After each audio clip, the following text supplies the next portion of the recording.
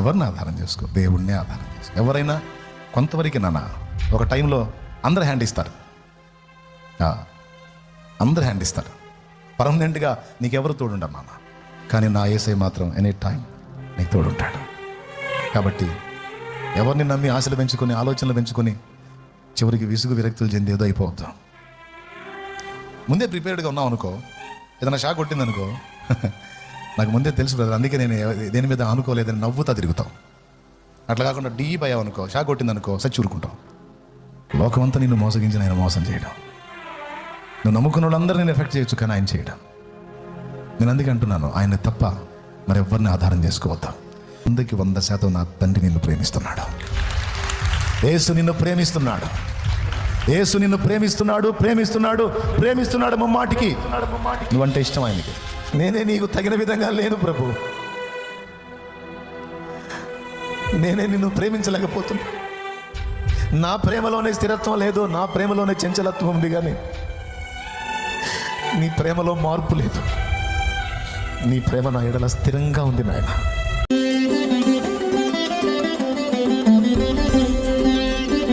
దేవుడు నరులకు హృదయపూర్వకముగా బాధనైనను విచారమునైనను కలుగజేయుడు అంటే కొన్ని బాధలను కొన్ని విచారాలను దేవునికి ఇష్టం లేకపోయినా మనకు కలుగజేస్తాడు. ఎందుకు కలుగజేస్తాడు అంటే మన మేలు కొరకు, మన మంచి కొరకు, మన క్షేమం కొరకే కలుగజేస్తాడు.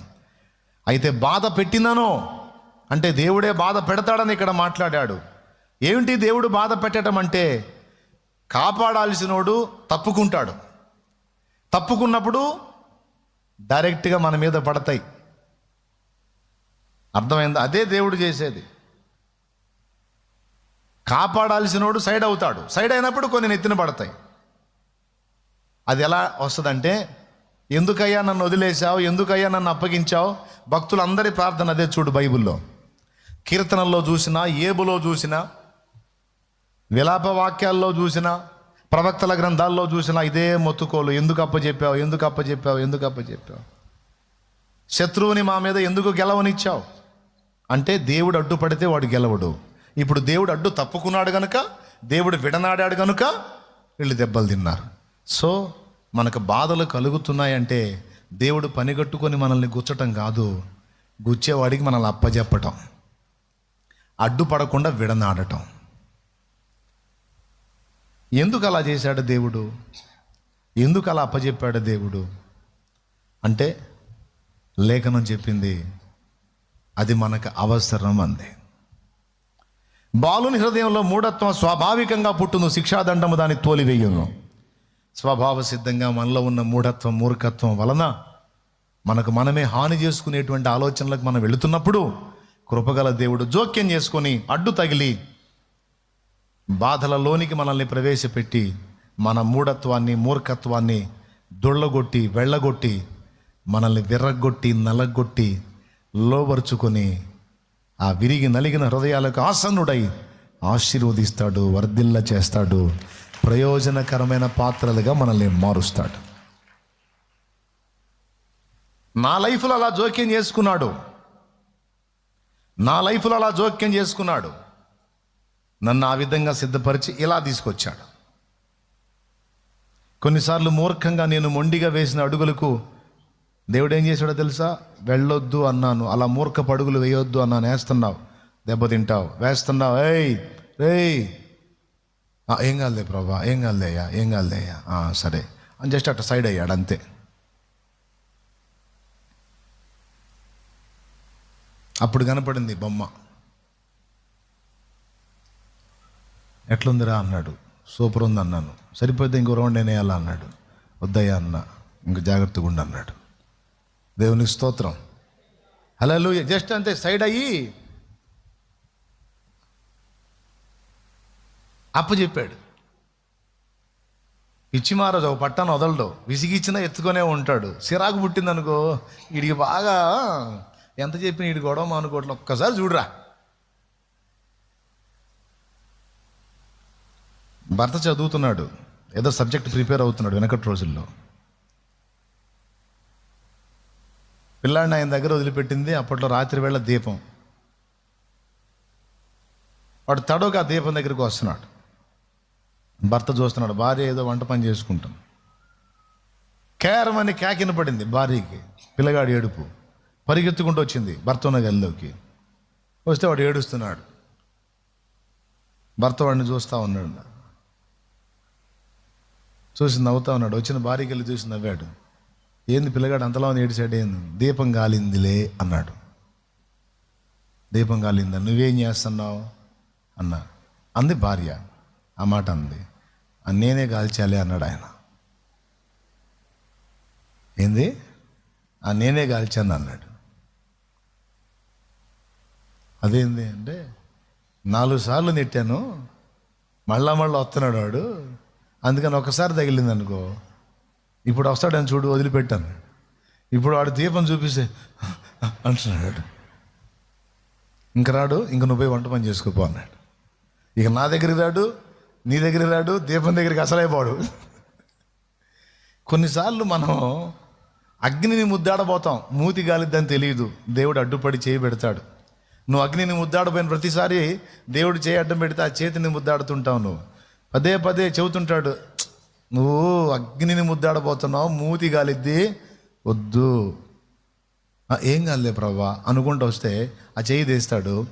అప్పుడు డైరెక్ట్గా మూతికి అగ్ని తగిలిద్ది, అప్పుడు కాలిద్ది. ఇంకొకసారి ముద్దాడతావా అంటే వద్దు ప్రభా, ఇక ఇంతే చాలును అని సర్దుకుంటావు. ఏమైనా అర్థమైందా పెద్దోడా? అర్థమైందా? కొన్నిసార్లు మనం చేసే జిలాక్ చేష్టాలు అట్టుంటాయి. ఎంతమంది ఒప్పుకుంటారు? మన దగ్గర కూడా ఉన్నాయన్న అవన్నీ. దేవునికి స్తోత్రం. ఫస్ట్ మాటలతో చెబుతాడు, తర్వాత హెచ్చరికలు చేస్తాడు, గద్దిస్తాడు, అయినా వినకపోతే అప్పగిస్తాడు. అప్పగించిన తర్వాత బాధ నొందినప్పుడు అప్పుడు మళ్ళీ జాలి పడతాడు. ఎందుకు ఏడుస్తున్నావు అంటే, మరి బాధ కలిగితే ఏడవనా? మరి నేను వద్దని చెప్పా కదా. చెప్పావు, ఇంటే ఈ కర్మ పట్టేదా, వెనకనే చెడిపోతుంది. సరే ఏడవాగలేదా, బాధపడవు, ఇంకో లైఫ్ ఇస్తాలే, ఇంకో కార్యం చేస్తాలే. మరి వద్దంటే ఎందుకు చేస్తావు నువ్వు? చతురా, నేను చెప్తానే ఉన్నా కదా వద్దని. బాధపడకు. ఎట్లా బాధపడకుండా ప్రభా, ఏడుపు వస్తుంది ప్రభా. నువ్వు ఏడిస్తే నాకు ఏడుపు వస్తుంది, ఏడవా దా, మమ్మ కదూ, మా బుజ్జోడు కదూ దమ్మ అని దగ్గరకు తీసుకొని ఓదార్చి, ధైర్యపరిచి, గుండె దిటవపరిచి, నిమిషమాత్రము నిన్ను విసర్జించి తిని, మహోద్రేకము గలవాడనై నిమిషమాత్రము నిన్ను విసర్జించి తిని, గొప్ప వాత్సల్యముతో నిన్ను సమకూరుస్తాను. కోపించుచునే వాత్సల్యము నాపై చూపినావే, ఊహించలేవే నీ కృపలేని క్షణమును. కోపించుచునే వాత్సల్యము నాపై చూపినావే. ఇప్పుడు చెప్పండి, దేవుడు మన జీవితాల్లో జోక్యం చేసుకునే అవకాశం ఉందా లేదా? యోనాను ఎందుకు రివర్స్ చేశాడు, వెనక్కి తిప్పాడు? యోనాను ఎందుకు వెనక్కి తిప్పాడో? యోనాను వాడుకోవాలి. యోనాతో పనుంది. యోనా వల్ల 1,20,000 మంది సేవ్ అవుతారు. శాంసన్ ఎందుకు అటు ఇటు తిప్పాడో? తను ప్రాక్టికల్గా ఫిలిస్తీన్ల దుర్మార్గాన్ని ఫేస్ చేసి, వాళ్ళని హతం చేసి, వాళ్ళ చేతుల్లోంచి వాగ్దత్త ప్రజల్ని కాపాడాలి. అందుకోసం దేవుడు ఎంటర్ అయ్యాడు శాంసన్ లైఫ్లోకి. ఎష్తాయేలుకును జొరియాకును మధ్యనున్న మహానిదానులో యెహోవా ఆత్మ సంసోనును రేపుటకు మొదలు పెట్టెను. శత్రువుల మీద రేపుతాడు. రేపడానికి దేవుడు ఏ స్టెప్ అయినా తీసుకుంటాడు. ఇది ఏమిటి అనడానికి లేదు. Praise the lord. సంసోన్ చేసినట్టు మనం కూడా శత్రువుల మీద పగ తీర్చుకుందామా? పాత నిబంధనలో కత్తితో పగ తీర్చుకోవటం, ఇప్పుడు ప్రేమతో కరుణతో వాళ్ళ గుండెల్ని కొట్టటం. ఆనాడేమో ఆయుధాలతో వాడి శరీరం మీద దాడి చేయటం, ఇప్పుడు దేవుని ప్రేమతో, ఓర్పు సహనాలతో, కరుణతో, క్షమతో, దయతో వాని హృదయాన్ని గెలవటం. నూతన నిబంధనలో యేసు చేసింది అది మనల్ని చేయమన్నది. ఎంతమందికి అర్థమైంది? హృదయపూర్వకంగా బాధనైనా విచారమునైనా కలగజేస్తాడా? ఒకవేళ కలుగజేసిన కృపా సమృద్ధిని బట్టి జాలి పడతాడు. ఈరోజు ఇంతమంది బాధల్లోనే ఉన్నాం. ఎంతమంది ఒప్పుకుంటారు ఎవరికి తగ్గ బాధలు వాళ్ళు కొన్ని అని? చేతులు ఎత్తండి.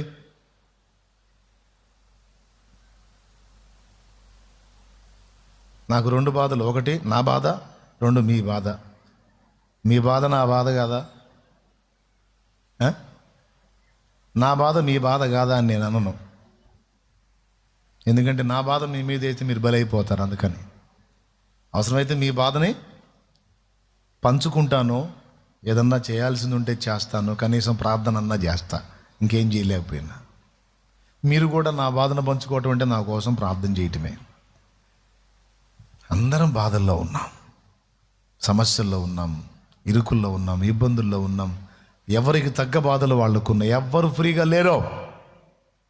అంటే గుర్తుపెట్టుకో, గొప్ప బాధను దేవుడు మనకు అనుమతించాడంటే మన మీద గొప్ప కనికరం దేవుడు కలిగి ఉన్నాడు.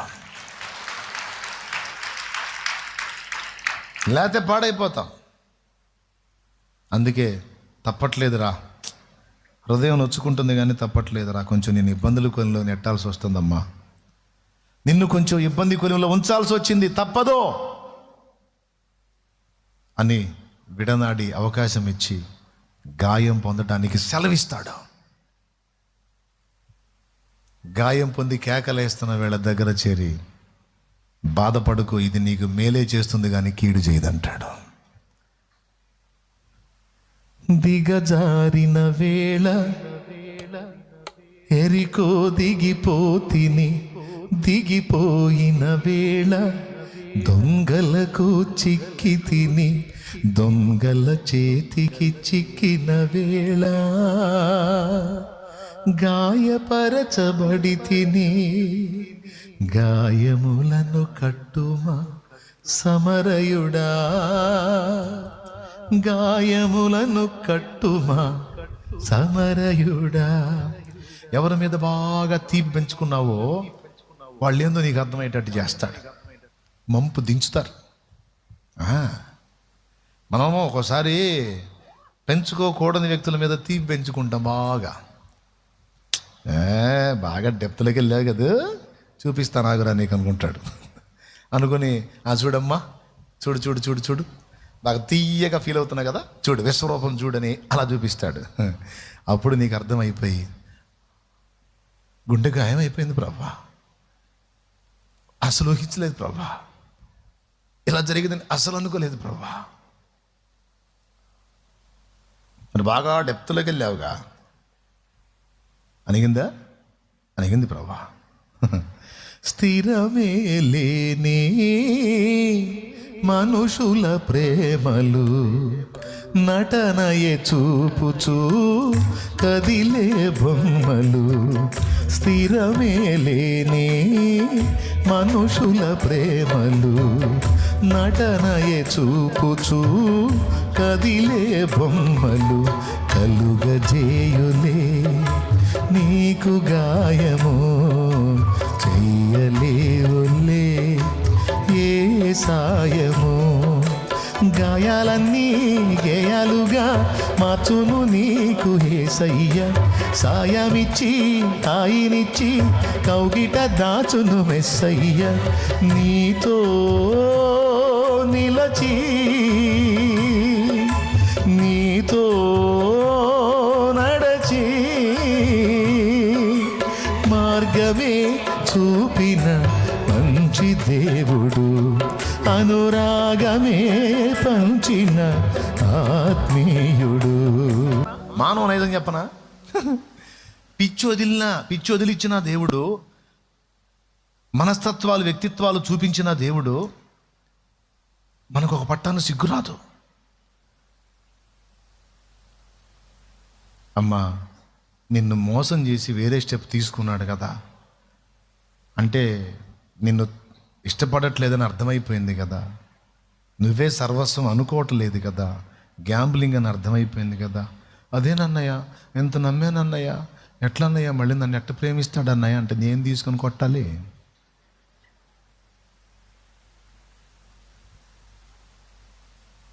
కాదన్నా అమ్మాయి అంటే ప్రాణం అన్నా నాకు. నన్నేం చేయమంటావు తమ్ముడు? ఇట్లా చేసేది అనుకోలేదన్నా. చూడన్నా మొత్తం నా దగ్గర అన్ని ఆధారాలు ఉన్నాయన్నా. మై క్యా కరూం భయ్యా?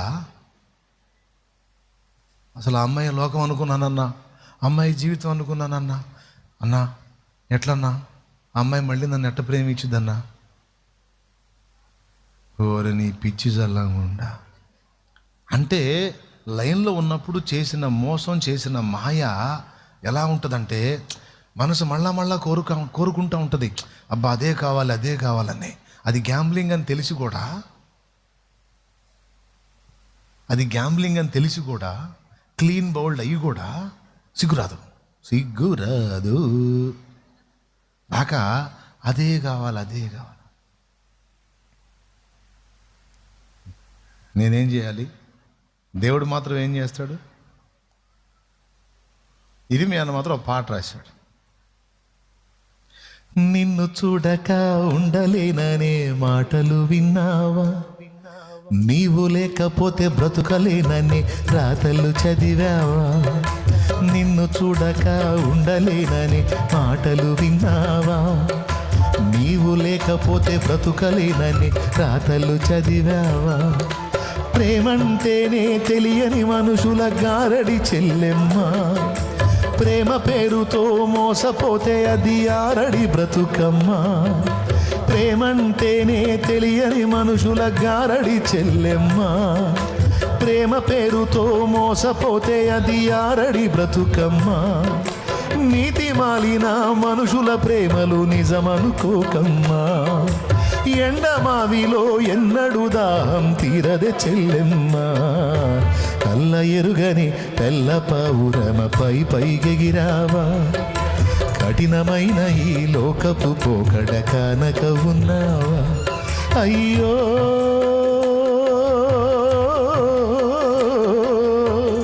పావురమా,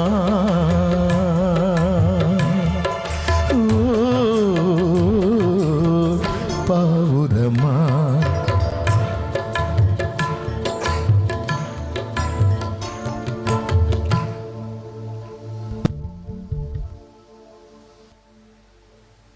వంద సంవత్సరాలు కష్టపడి మాత్రం ఎండమావిలో నీళ్లు పుట్టిస్తావా?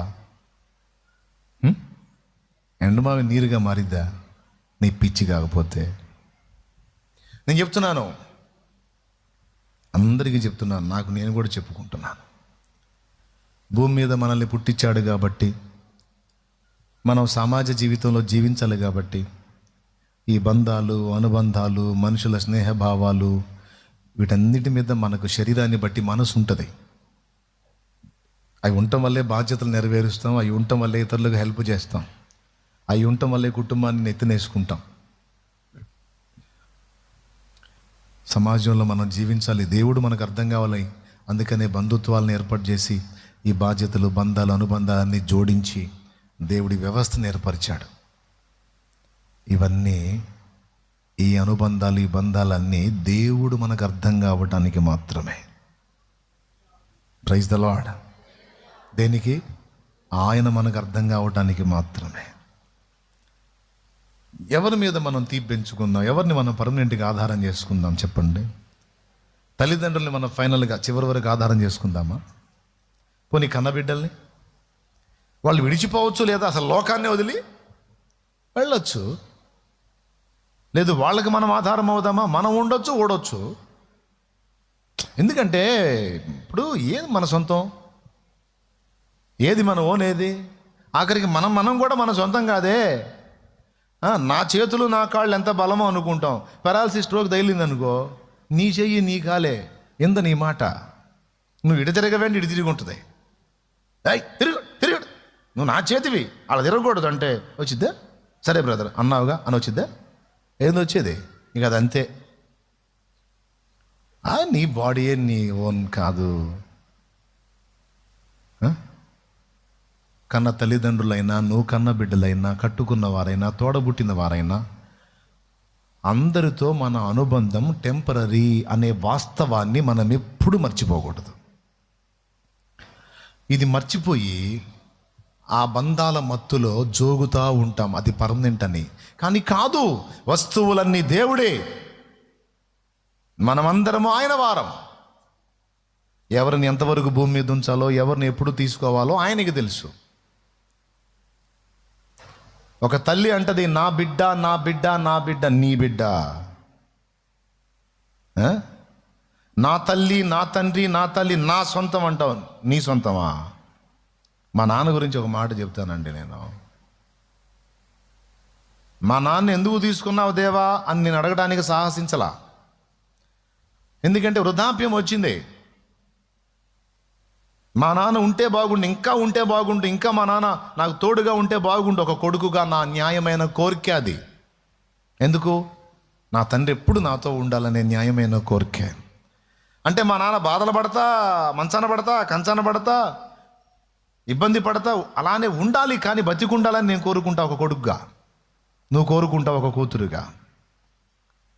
ఎందుకంటే ఆ పెద్ద దిక్కుంటే బాగుండనేది నీ ఆశ. కానీ నీకు నాకు తండ్రి అయిన వాడు ఆయనకేమవుతాడు? బిడ్డ, ఆయన కొడుకు. నాకు నానైన వాడు ఆయనకి కొడుకు. తన కొడుకు ఎంతవరకు భూమి మీద ఉండాలో, తన కొడుకు ఎప్పుడు తన యొద్దకు చేరాలో అసలు తండ్రి ఆయన. నాన్నకైనా, నాకైనా, నీకైనా, మన బిడ్డలకైనా, ఎవరికైనా అసలు తండ్రి ఆయన. ఏ బిడ్డని ఎంతవరకు ఉంచాలో, ఏ బిడ్డని ఎంతవరకు ఉంచితే క్షేమమో, ఏ బిడ్డని అంతకు మించి ఉంచితే ప్రమాదమో అన్ని ఎరిగిన సర్వజ్ఞుడికి తెలుసు. ఆయన పిచ్చోడు కాదు, అన్యాయసుడు కాదు, పిచ్చి పనులు చేయుడు. సమస్తము సమకూర్చి మన మేలుకే చేస్తాడు. ఇంకొకటి, క్రీస్తు యేసునందున్న మనకి వాస్తవం తెలుసు. మరణానికే బలం లేకుండా చేశాడు. మరణానికే బలం లేకుండా చేశాడండి ఆయన. మనం కోల్పోయిన మన వాళ్ళు జస్ట్ ఊరు మారారు, అంతేగాని మొత్తంగా లేకుండా పోలా. ఇది బైబిల్ చెప్తున్న సత్యం.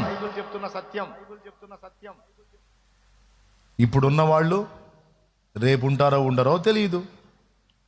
కాబట్టి ఇప్పుడు చెప్పు, బాగా డీప్కి వెళ్దామా? కట్టుకున్న వాళ్ళ విషయంలోనైనా, కన్న వాళ్ళ విషయంలోనైనా, మనల్ని కన్న వాళ్ళ విషయంలోనైనా, బంధువుల విషయంలోనైనా, ఫ్రెండ్స్ విషయంలోనైనా, పదవుల విషయంలోనైనా, ఆస్తుల అధికారాల విషయంలోనైనా, దేనిలోనైనా డీప్గా వెళ్దామా? డీప్గా వెళ్తే పోతాం. వద్దు. పుట్టించాడు భూమి మీద, బాధ్యతలు నెరవేర్చాలి, ఎవరికి తగ్గ న్యాయం వాళ్ళకి చేయాలి. అందిపుచ్చుకున్న వాళ్ళు అందిపుచ్చుకుంటారు, ఓవర్ యాక్షన్ చేసిన వాళ్ళు సర్దుకుంటారు. నేనైతే అలా ఫిక్స్ అయ్యాను. కన్నబిడ్డలైనా, కట్టుకున్న వారైనా, నన్ను కన్న వాళ్ళైనా, నా బంధువులైనా, అందరికీ ఎవరికైనా సరే ఎవరికి చేయాల్సిన న్యాయం వాళ్ళకి చేస్తా. అందిపుచ్చుకుంటే ధన్యులు. అతి చేశారనుకో ఎవరిని లెక్క చేయను. విశ్వాసుల్ని లెక్క చేయను, సేవకుల్ని లెక్క చేయను, బంధువులను లెక్క చేయను, పిల్లల్ని లెక్క చేయను. లెక్క చేసేది ఒక్కటే, దేవుణ్ణే.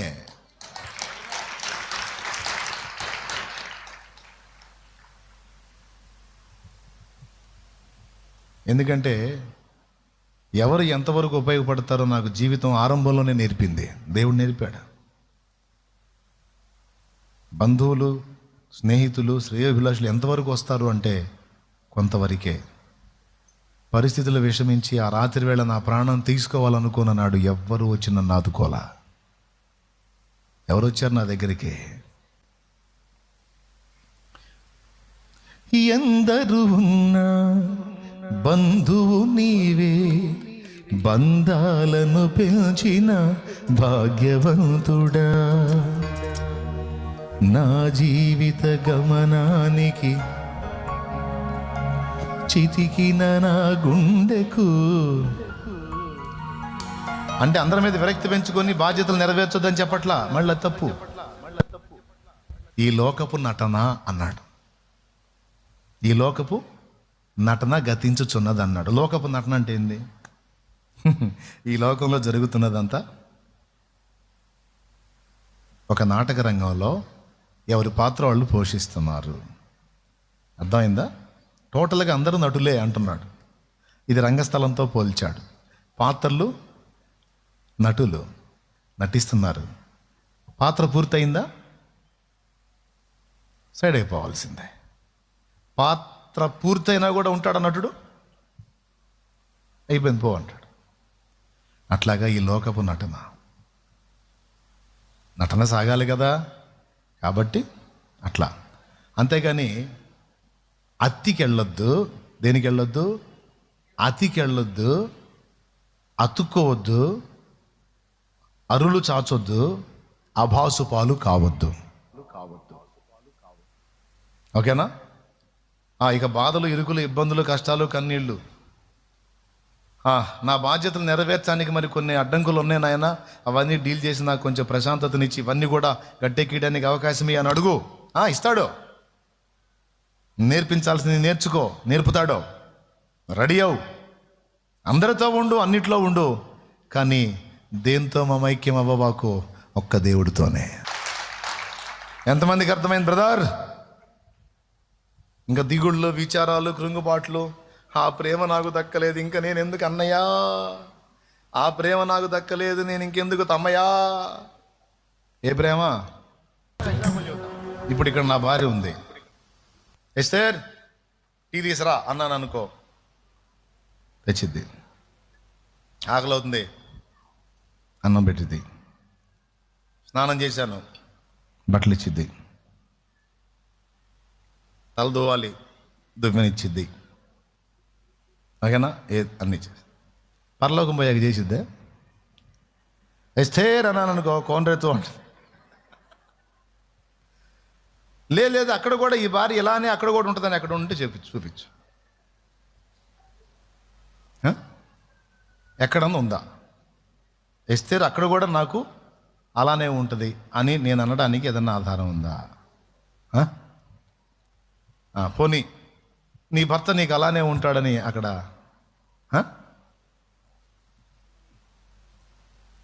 బైబిల్లో ఎక్కడ ఉంటే చెప్పండి.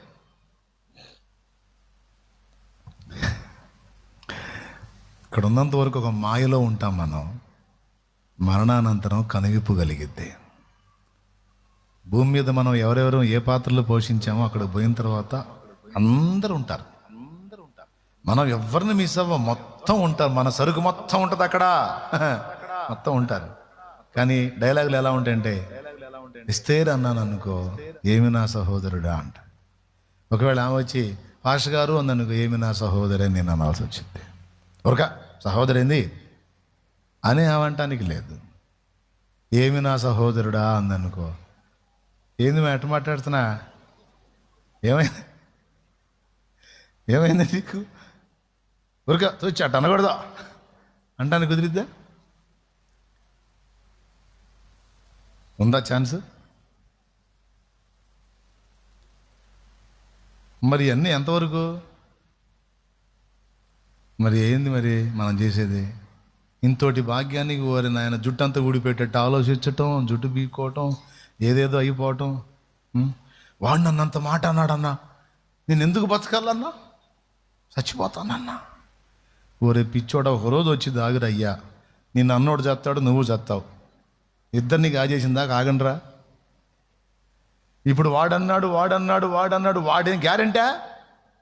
నిన్ను అన్నవాడు కనపడాడు నాయన ఒకరోజు. 3 నెలల ముచ్చటని నీ మీద మిడిసిపడేవాడు కూడా పర్మనెంట్ అనుకొని మిడిసిపడుతున్నాడు. వాడిది 3 రోజుల భోగం అని అర్థమైతే మిడిసిపడ్డావు. నీకు శత్రువై నిన్ను పాడు చేయాలనుకుంటే వాడు ఈ లోకపు నటన నిజమని భ్రమించాలా అనుకుంటున్నాడు. వాడికి వాస్తవం అర్థమైతే వాడు కూడా అలా ఆలోచించడు. నేను చెబుతున్నా, ఎవరిన్ని రకాలుగా మిడిసిపడ్డా, నిన్ను అన్న, దూషించిన, నిన్ను శత్రువుగా భావించి కీడు తలపెట్టిన, నిన్నేదో చేయాలని అనుకున్నా, వాడు నీటి బుడకే. వాడి గురించి అంతసేపు ఆలోచిస్తున్నా, నువ్వు నీటి బుడకే. 2 బుడగలు కలిసి మాట్లాడుకుంటుంది. ఈ 2 బుడగలను చూస్తుంటాడు ఆయన. 3 నెలల ముచ్చటని ఆయన ముగిస్తున్నా, అయిపోయింది, ఇక క్లోజ్. మీరు నాకు స్థిరమా, నేను మీకు స్థిరమా? కానీ మనందరికీ యేసయ్య స్థిరం. కానీ ఇన్ని చెప్పుకున్నా సరే మళ్ళీ ఇంటికి పోగానే అటే లాగుతుంటుంది.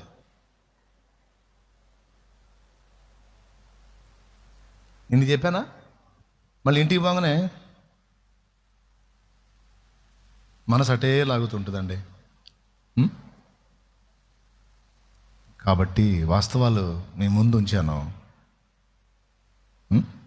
కృపగల దేవుడు కొన్ని బాధలతో మనల్ని దర్శించి మన కనువిప్పు కలిగిస్తాడు. మనకున్న పైత్యాన్ని వదిలిస్తాడు. బాధ పెట్టినా కృపా సమృద్ధిని బట్టి జాలి పడతాడు. గాయపరిచిన గాయాన్ని కడతాడు. గాయాన్ని కట్టి ఆ గాయాలే తీయని గేయాలుగా మారేటట్టు చేస్తాడు. ఏ మనుషుడు నమ్మదగినవాడు కాడు, కానీ ఆయన నమ్మదగినవాడు. ఎవరన్నా మనుషుల్లో నమ్మదగిన వాళ్ళు ఎవరైనా అరాకొర ఉంటే ఉండొచ్చు, కానీ అందరికీ మించిన వాడు ఆయన. మనుషుల సాయము వ్యర్థమురా, రాజుల నమ్మిన వ్యర్థమురా, యెహోవాను ఆశ్రయించుట ఎంత మేలు, ఎంతో మేలు, ఎంత మేలు, ఎంతో మేలు. గుర్తుపెట్టుకొని ఫస్ట్ భయపడకండి, దిగులు పడకండి. మాయను స్థిరమని నమ్మి హృదయంలో వ్యాకులత పెంచుకోకండి. హృదయంలో వ్యాకులత దేహాన్ని చెరుపుతుంది. కాబట్టి దేవుడు ఒక కార్యం నిమిత్తం నిన్ను భూమి మీదకి పంపించాడు. ఆ కార్యం నెరవేర్చడానికి నువ్వు నేను ఉన్నాం. అది సంపూర్తయినప్పుడు రండి నరులారా తిరిగి రండి అని పిలుస్తాడు. వెళ్ళాలి. మన పర్మనెంట్ ప్లేస్ అది. కాబట్టి బిడ్డలారా, ఎక్కడున్నా, ఎందులో ఉన్నా, ఎవరితో ఉన్నా, నేను నా దేవుడే అనుకొని నేను ఫిక్స్ అయ్యాను. అలానే సాధన చేసుకుంటున్నా. మనసుని బలవంతంగా అట్లనే ఆయన వైపే తిప్పుకుంటున్నా. శరీరము, ఈ అనుబంధ బాంధవ్యాలు ఒక పక్క లాగుతున్నా, మధ్య మధ్యలో సిగ్గులేదా నీకు, అటు ఆయనకెళ్ళ చూడు, ఆయనకెళ్ళి చూడు అని లెంపకాయలు వేసుకొని చెంపదెబ్బలు కొట్టుకున్నట్టే తిరుగుతున్నా ప్రభు వైపే. మీకు కూడా అదే చెప్తున్నా. ఎప్పుడైతే వినండి, ఈ ఒక్క మొక్క వినండి, ప్రార్థన చెప్పేది ఎప్పుడు అడగండి. ఈ ఒక్కటినండి. ఫస్ట్ ఈ లోకంలో నీ స్థానం ఏంటో తెలుసుకో. అది ఎంత స్థిరమో తెలుసుకో. అప్పుడు నీ స్థానం అల్పమైందని, అది కొంతవరకేనని నీకు అర్థమైద్ది.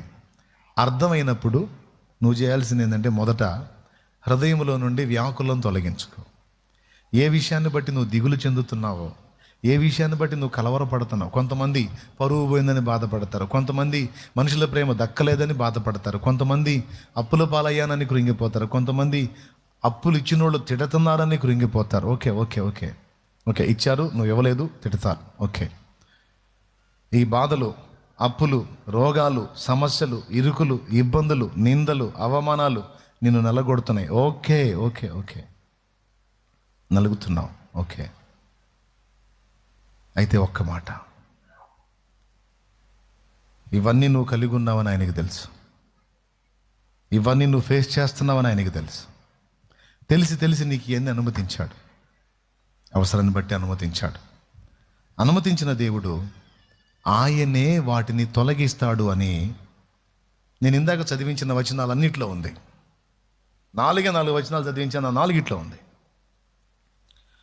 దేవుడు నరులకు హృదయపూర్వకముగా బాధనైనను విచారములను కలగజేయడు. ఒకవేళ కలగజేసినను తన కృపా సమృద్ధిని బట్టి జాలిపడును. జాలిపడును అంటే అర్థం ఏంటి? హెల్ప్ చేస్తాడని. హృదయపూర్వకంగా నరులను బాధ పెట్టాడు ఆయన. బాధ పెట్టిందా జాలి పడతాడు, విడుదలిస్తాడు. ఒకటి గుర్తుపెట్టుకో, అక్కడే చెప్పేశాడు. ప్రభు ఎల్లకాలం విడనాడాడు. అవసరాన్ని బట్టి కొన్నిసార్లు సైడ్ అయ్యి కొన్ని దెబ్బలు మన మీద పట్టడానికి అవకాశం ఇస్తాడు. మనం మొత్తుకున్నప్పుడు మళ్ళీ ఎంటర్ అయ్యి ఓదార్చి ఎత్తుకుంటాడు. తప్పదు అనుకుంటే. 2, పూర్తిగా మాత్రం విడనాడు. ఎందుకంటే ఆయన వాగ్దానం చేశాడు, నిన్ను విడువను ఎడబాయనని. వాగ్దానం అంటే ఒట్టు అని. అంటే అవసరాన్ని బట్టి కొన్నిసార్లు సైడ్ అవుతాడు. మనకు సిగ్గు వచ్చినప్పుడు అందుబాటులోకి వచ్చి ఇక బా అంటాడు. ఆ మాట కూడా చూపించాను. సాధారణంగా మనుషులు కలుగు శోధన తప్ప మరి ఏది మీకు కలగట్లేదు. శోధనతో పాటు దాని నుంచి తప్పించుకునే మార్గము కూడా దేవుడు కలుగజేయును అని ఉంది. మనుషులు కలిగే శోధన మీకు వస్తుంది, మీరు సహింపగలిగిన దానికంటే ఎక్కువ మీకు శోధన రాదు. మీరు ఎంత మొయ్యగలరో అంత మీకు అనుమతిస్తాడు. అంతేకాదు దాంతోపాటు తప్పించుకునే దారి కూడా వేస్తాడు అన్నది. కాబట్టి సమస్యను ఫేస్ చేస్తున్నావు, ఇక దారి లేదని నువ్వు అనుకుంటున్నావు. నో నో నో నో ఖచ్చితంగా దారి చూపిస్తాడు. దారి చూపిస్తాడు చూపిస్తాడు చూపిస్తాడు. మరి ఏదయ్యా దారి? వచ్చిద్ది ఆగాయా, దడపడితే అట్ట.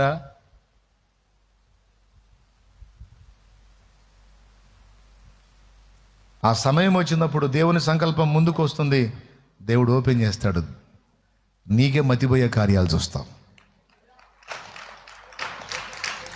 దేవుని తాను నేను నిమిత్త మాత్రం నీ ప్రభువా నీ కృపతో బ్రతుకుతున్నా, ఇవన్నీ నువ్వు లింక్ చేసిన అనుబంధాలు, ఈ బాధ్యతలు ఇవన్నీ నెరవేర్చాలి. మరి ఎలాగా? దారి చూపించవయ్యా అని అడుగు ఆయన్నే. ఇవ్వవయ్యా శక్తి. మరి నేను ఎట్ట బయటపడాలి? నువ్వే నన్ను పేషెంట్ కింద పడేసావు, మరి బాధ్యతలు ఉన్నాయి, మరి ఎట్లా? లేపు, బాధ్యతలు నెరవేరుస్తా. స్వస్థతనివ్వు, బాధ్యతలు నెరవేరుస్తా. బతికించు, ఇంటి బాధ్యతలు, సమాజ బాధ్యతలు నెరవేరుస్తా. అడుగు, ఇస్తాడు. స్వస్థత కూడా వచ్చింది, స్వస్థపరుస్తాడు. ఆ బంధకాలు తొలగిపోతాయి. ప్రభు సర్వకాలం విడనాడదాం నాన్న, భయపడొద్దాం. ఉదయమున దుఃఖం వచ్చిన సాయంత్రానికి సంతోషం రప్పించగల దేవుడు మన దేవుడు. ఒక దినములోనే సమస్తాన్ని మార్చివేయగల సమర్థుడు. నిమిషములో ఒక రెప్పపాటులో మొత్తాన్ని మార్చగల సమర్థుడు ఆయన. అలాంటి వాడు నీకు తోడై ఉన్నాడు.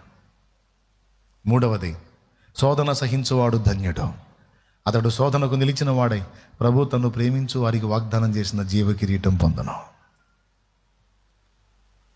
ఆ కింద అంటాడు, దేవుడు కీడు విషయమై శోధింపబడనేరడు. మనుషుడు తన స్వకీయమైన దురాశ చేత ఈడువబడి మరులు పడి పాపం చేస్తాడు. పాపం పరిపక్వమైన మరణాన్ని గంటది. వీడి ఎఫెక్ట్ అవడానికి దేవుడు కారణం కాదు, వీడి స్వకీయ దురాశలే కారణమని అక్కడ క్లీన్గా రాస్తాడు. అంటే తెచ్చుకునే దరిద్రాలన్నీ మనమే తెచ్చుకుంటాం. ఆ నొప్పి కలగనిచ్చి కృపగల దేవుడు ఎంటర్ అయి తప్పిస్తూ ఉంటాడు. చాలా తప్పించాడు, ఇక ముందుకు తప్పిస్తాడు. 3, ఆఖరి వచనం,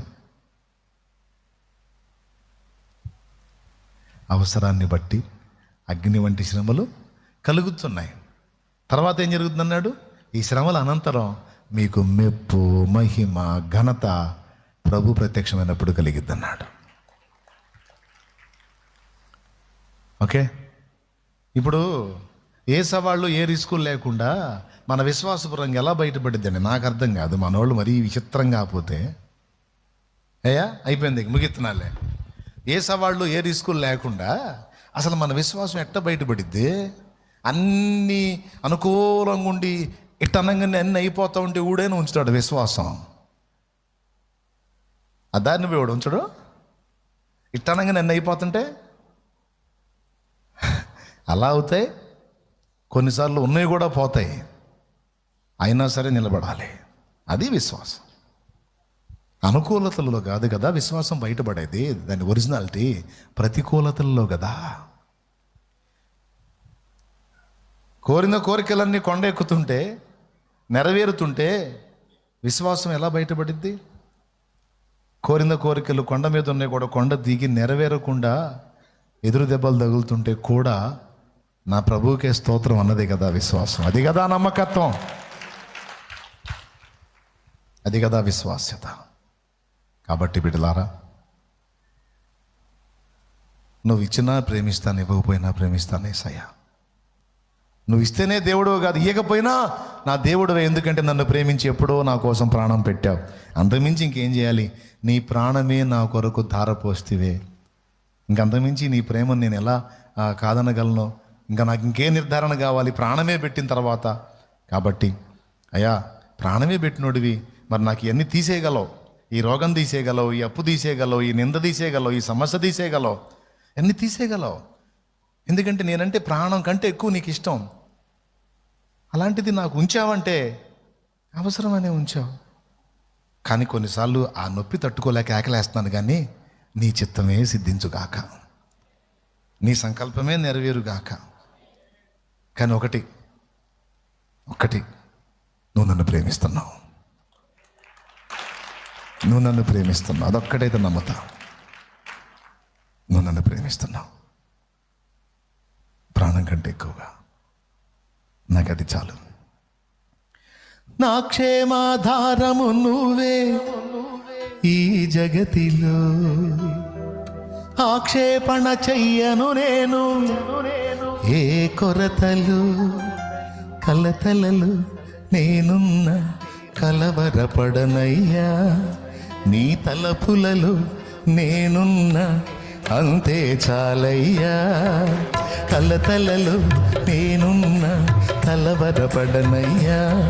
నీ తలపులలో నేనున్న అంతే చాలయ్యా.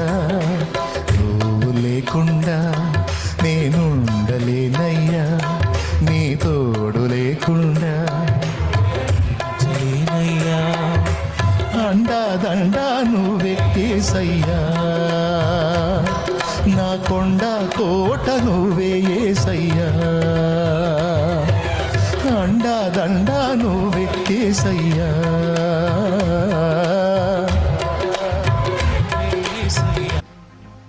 ఇప్పుడు చెప్పండి, ఎంతమంది ఇష్టపడుతున్నారు, ఎంతమంది నమ్ముతున్నారు నేను నన్ను ప్రేమిస్తున్నాడని?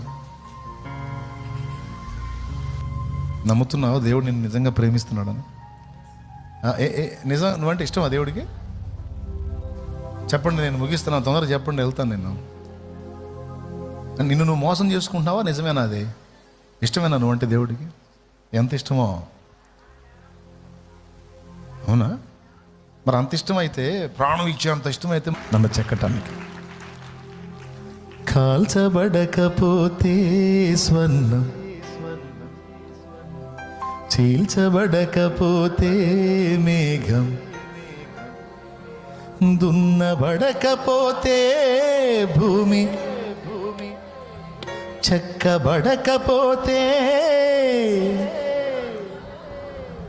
చెక్కబడింది ఒట్టి బండశిల, దానికి ఏ వెల లేదు.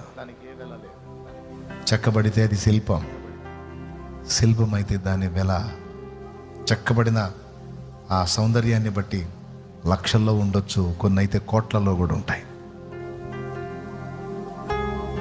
ఇప్పుడు చెప్పండి, బాధలు, ఇరుకులు, ఇబ్బందులు, విలువలేని తులువ లాంటి నీకు విలువలు తేవడానికి దేవుడు ఏర్పరచుకున్న పనిముట్లవి, అంతే తప్ప ఇంకా వేరే ఏమి కాదు తమ్ముడు. నువ్వు అన్నది నిజం, 100కి 100% నా తండ్రి నిన్ను ప్రేమిస్తున్నాడు. యేసు నిన్ను ప్రేమిస్తున్నాడు, యేసు నిన్ను ప్రేమిస్తున్నాడు, ప్రేమిస్తున్నాడు, ప్రేమిస్తున్నాడు ముమ్మాటికి. నువ్వంటే ఇష్టం ఆయనకి, ఇష్టం. ఎంత ఇష్టమైతే ఇంతమందిలో నువ్వు కూడా ఉండాలని నిన్ను నిర్మించుకున్నాడు. ఎంత ఇష్టమైతే నువ్వు అనే వ్యక్తివి ఉనికిలోకి రావాలని కోరుకున్నాడు. ఆయన ఇష్టమే నిన్ను ఉనికిలోకి తెచ్చింది, ఆ ఇష్టమే నీ కోసం ప్రాణం పెట్టేటట్టు చేసింది, ఆ ఇష్టమే ఆ మహిమ నుంచి దిగొచ్చేటట్టు చేసింది, ఆ ఇష్టమే పరిశుద్ధాత్మ రూపంలో నిరంతరం నిన్ను వెంటాడుతుంది, ఆ ఇష్టమే శాశ్వత మహిమకు నిన్ను రెడీ చేస్తుంది, ఆ ఇష్టమే ఒక అద్భుతమైనటువంటి శిల్పంగా నిన్ను మలుస్తుంది. కృంగిపోవద్దు, వ్యాకులం తీసేసుకో, ధైర్యంగా ఉండు. కృప మనందరికీ తోడై ఉండదు గాక. దా పైకి లేచి నిలబడి ప్రార్థన చేసుకుందాం. చేస్తాం. ఇప్పుడుదాకా అదేగా చెప్పింది, మళ్ళీ ఇప్పుడు పశువులు గుర్తొచ్చి నేనుగా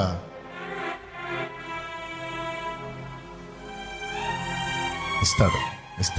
ఇప్పుడేగా చెప్పావు లవ్ చేస్తున్నాను నన్నని, మళ్ళీ అంతలో డౌట్ వచ్చింది ఏంది నీకు? నేను అడిగాను, నన్నే లవ్ చేస్తున్నాడు, నా కోసం ప్రాణం పెట్టాడు, నీ కోసం పెట్టలేదా? నువ్వు అడిగినా ఇస్తాడు. మోకాళ్ళుని అదే పొలంలో కన్నీరు గార్చు, తండ్రి వర్షం పంపించమని. ఆయన కదిలి నీకు కార్యం చేసేంత వరకు మోకాళ్ళ మీద ఉండి ప్రార్థన చేస్తూ ఉంటావు. పట్టుజాలనంత విస్తారంగా కుమ్మరిస్తాడు. హల్లెలూయా, హల్లెలూయా. ఇప్పుడు చెప్పండి, ఇక దిగులేసుకుంటారా? కృంగిపోయి హృదయంలో వ్యాకులం పెట్టుకొని రోగులుగా తయారవుతారా? నా అనుభవం, నా ఓన్ అనుభవం చెప్పా, నేను ఎలాగున్నానో చెప్పా. నేర్చుకొని ఎవరిని ఆధారం చేసుకో, దేవుణ్ణే ఆధారం చేసుకో. ఎవరైనా కొంతవరకు నాన్న ఒక టైంలో అందరు హ్యాండ్ ఇస్తారు, అందరు హ్యాండ్ ఇస్తారు. పర్మనెంట్గా నీకెవరు తోడుండరు నాన్న, కానీ నా యేసయ్య మాత్రం ఎనీ టైం నీకు తోడుంటాడు. కాబట్టి ఎవరిని నమ్మి ఆశలు పెంచుకొని ఆలోచనలు పెంచుకొని చివరికి విసుగు విరక్తులు చెంది ఏదో అయిపోవద్దు. ముందే ప్రిపేర్డ్గా ఉన్నాం అనుకో, ఏదైనా షాక్ కొట్టిందనుకో, నాకు ముందే తెలుసు బ్రదర్, అందుకే నేను దేని మీద అనుకోలేదని నవ్వుతా తిరుగుతావు. అట్లా కాకుండా డీప్ అయ్యావు అనుకో, షాక్ కొట్టిందనుకో సచ్చి ఊరుకుంటావు. అదే నేను చెప్పే జీవిత సత్యం అమ్మ. మరి ఎంతమందికి అర్థమైందో ఎంతమందికి అర్థం కాదో, ఎన్ని విన్నా కూడా ఆ అప్పుల సంగతి ఏందా అంటారు. మళ్ళీ ప్రార్థన చేద్దాం. తలలోంచి కళ్ళు మేయండి. నిన్నంటూ ఉనికిలోకి తెచ్చిన దేవుడు నీ బాధ్యతను నెరవేర్చే శక్తిని ఆయనే నీకు ఇస్తాడమ్మా. నా దేవుడు అన్యాయస్తుడు కాదు. లోకమంతా నిన్ను వదిలిన ఆయన వదలడం, లోకమంతా నిన్ను మోసగించిన ఆయన మోసం చేయడం, నువ్వు నమ్ముకున్న వాళ్ళందరూ నేను ఎఫెక్ట్ చేయొచ్చు, కానీ ఆయన చేయడం. నేను అందుకే అంటున్నాను, ఆయన్ని తప్ప మరెవ్వరిని ఆధారం చేసుకోవద్దు. శరీరులను తనకు ఆధారం చేసుకొని యెహోవా మీద నుండి తన హృదయమును తొలగించుకుని వాడు శాపగ్రస్తుడు. నరులను ఆశ్రయించి శరీరులను తనకు ఆధారము చేసుకొని, నరులను ఆశ్రయించి శరీరులను తనకు ఆధారము చేసుకొనొచ్చు, యెహోవా మీద నుండి తన హృదయమును తొలగించుకుని వాడు శాపగ్రస్తుడు అన్నాడు. వద్దు వద్దు వద్దు వద్దు, పూర్ణ హృదయంతో ఆయన వైపు తిరుగుతాం.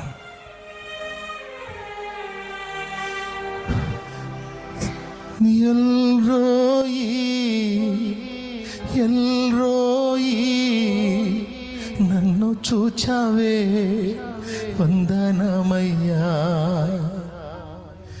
ఎల్రోయి ఎల్రోయి నన్ను చూచావే వందనమయ్యా, నన్ను చూచావే వందనమయ్యా, నన్ను చూచావే వందనమయ్యా.